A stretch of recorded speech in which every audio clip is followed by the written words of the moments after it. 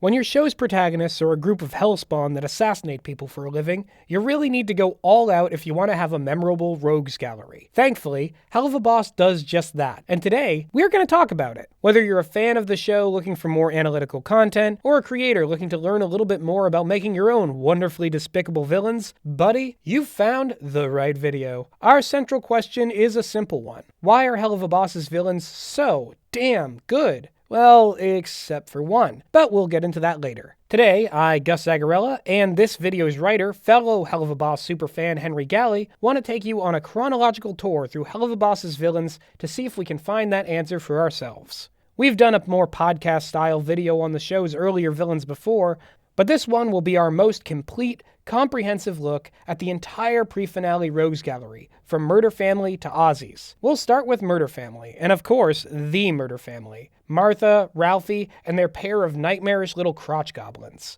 There's a lot to like about these 4 redneck cannibal serial killers, from a safe distance. As diehard stans of the Texas Chainsaw Massacre franchise, we appreciated the attention to detail in bringing an XP of the legendary Sawyer clan into the Laugh, Live, Love era. They're a gang of entertainingly violent maniacs with weapons and combat skills to rival the immediate murder professionals themselves, which is the first crucial element to what makes them work as compelling villains: threat.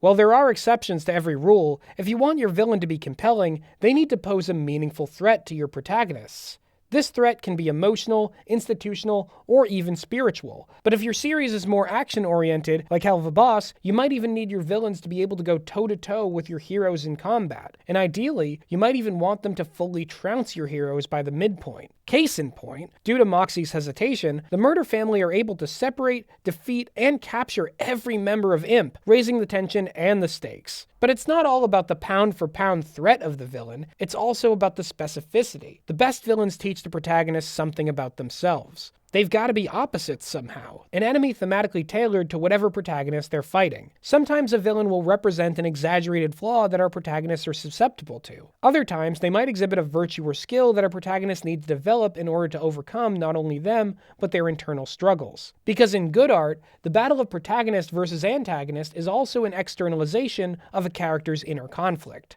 The Murder Family are a great example of this because they are a genuine family. One of their greatest strengths is their group coordination and intuitive connection to one another. At this point in the season, they're exactly what the I.M.P. isn't: a cohesive family unit, and this gives them their greatest advantage over the scattered, disorganized I.M.P. crew. And defeating the Murder Family represents I.M.P.'s first step towards becoming a unified whole.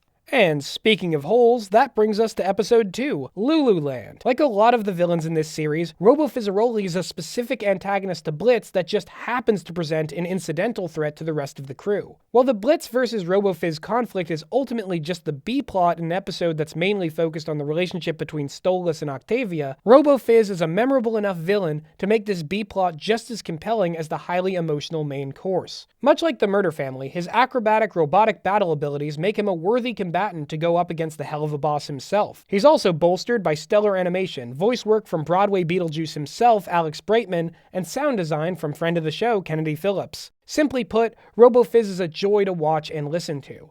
Giving your villains a compelling and unique style of moving and speaking can go a long way to making sure they stick around in your audience's mind. And again, like the Murder Family, he's got a thematic connection to our protagonists. Blitz and Robofizz have a history of being showbiz rivals, back when Blitz was an unsuccessful clown. He's a walking robotic reminder of Blitz's sense of insecurity and inadequacy that fuels some of his most self-destructive decisions. His very reason for creating I.M.P., by his own admission, is just to prove that he could run a successful business as good as any other denizen of hell, despite his lowly status as an imp. Robofizz represents the forces keeping Blitz down, internally and externally. And though he is defeated in the episode, he's only Robofizz, not the realo-Fizz.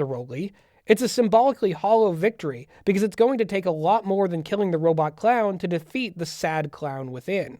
Speaking of villains that perfectly represent Blitz's internal struggles, let's put on our shades and lotion and head to the beach for Spring Broken, and the episode's villain, Veraska Mayday. She's a sexy succubus pop star conquering hell and earth with her boundless supernatural charm, and she's got some truly incredible vocals thanks to the voice work of animation acting veteran Christina V. Unlike our previous villains, Veraska doesn't pose a physical threat, but she does pose a unique threat to Blitz's pride. Veraska gives us another window into Blitz's past, as someone who used to be in a committed relationship with him. She's seen him at his most vulnerable, and also seen his self-destructive tendencies destroy their relationship firsthand. Veraska also gives us a glimpse into another crucial facet of Blitz's character, the difference between his wants and his true needs. One of the most fundamental tenets of character writing is knowing what a character wants, their superficial desires, and what they need, the thing that would make them truly whole, fulfilled, or a better person. Oftentimes, a traditional character arc will have the character realize that their wants were misguided, and begin working towards what they actually need. Villains can be a fantastic mechanism for helping your protagonists come to this conclusion. Superficially, Veraska is an object of Blitz's resentment and envy. She has what he wants: fame,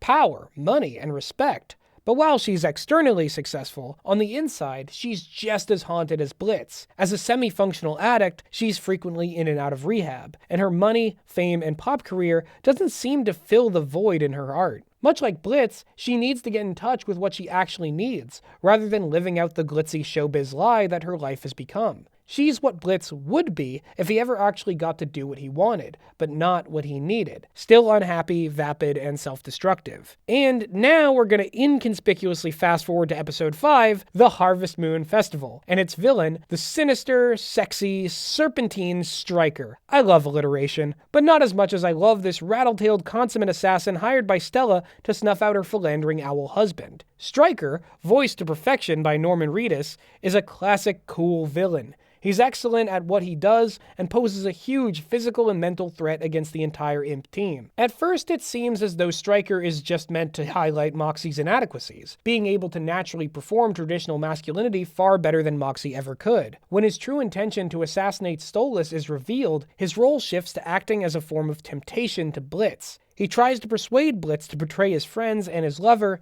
and to fully give in to his inferiority complex and lust for power.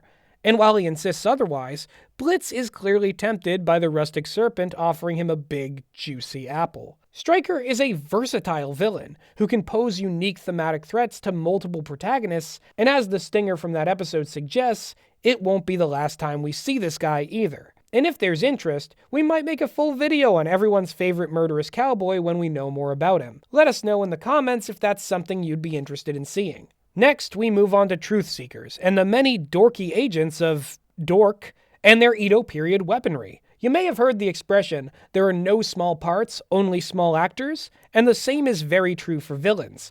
A good villain doesn't need to steal the show, especially in a semi-serialized show like Helluva Boss. Sometimes it can just be valuable to play the compelling support role while giving the protagonist space to breathe on center stage. This is exactly what an episode like Truth Seekers needs, and the Dork Agents fill that role perfectly. The heart of the episode is the epic musical confrontation between Blitz and Mox, which finally gives the duo a chance to clear the air a bit and come clean about some of their deepest issues with each other. The Dork Agents provide a force that's just threatening enough to necessitate the members of I.M.P. uniting to fight them, but not something so excessive that they become the centerpiece. The goofiness of the two main agents also provides some welcome levity against some of the heavier emotional material we're getting between Blitz and Moxie, as they confront their inner demons, so to speak. And in the positively orgasmic Kingsman-esque action sequence that follows, the Dork Agents make perfect cannon fodder villains, providing plenty of gooey warm bodies for the I.M.P. crew to hack, slash, bite, and blast through in one of the most standout scenes in the entire show, where we finally see this ragtag band of weirdos as a laser-focused unit.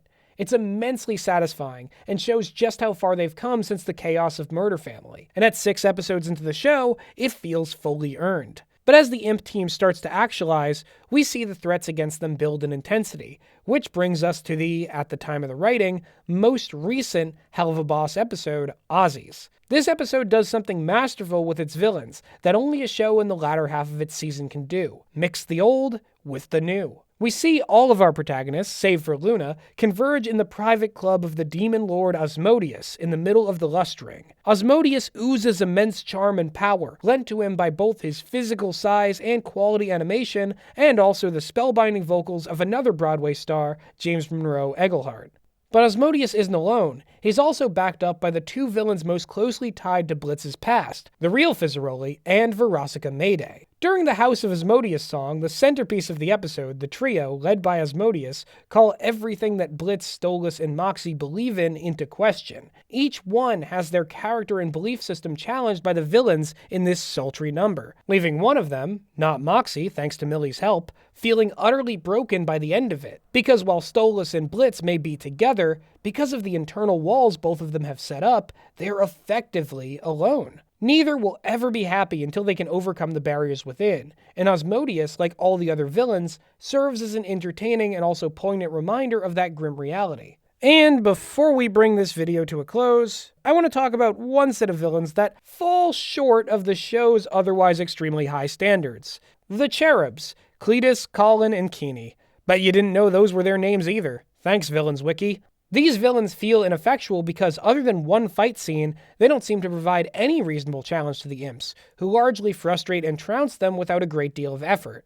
But much worse than that, they don't really tell us anything more about our protagonists. They're nominally the perfect opposites to the imp team, but this isn't used to reveal any greater truth about the imps themselves. And in my opinion, they're just not entertaining enough characters in their own right to get away with bringing such little else to the table. But hey, for our purposes, they just serve to reaffirm our criteria for a memorable villain, being a cool, entertaining, or frightening screen presence, posing a meaningful threat and challenge to our protagonists on whatever level makes sense for the context, and helping to advance the narrative of the protagonist in terms of themes and ideas. You have all that, and you're a shoo-in to be writing some damn compelling villains. A task that, for my money, Helluva Boss has pulled off again and again.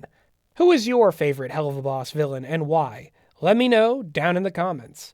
Also, if you like what you hear, maybe like, comment, and subscribe. And if you're feeling particularly generous, go check out our Patreon. If you want to check out some weird and wild villains of my own creation, go listen to Less's Morgue, our horror comedy audio podcast where a ghost and a ghoul talk about stuff. It's got demons, universe-eating monsters, sexy British serial killers, and even Satan himself. Links to everything in the description. Thanks for watching. I've been Gus Zagarella with writing from Henry Galley, and we'll be seeing you in the near future.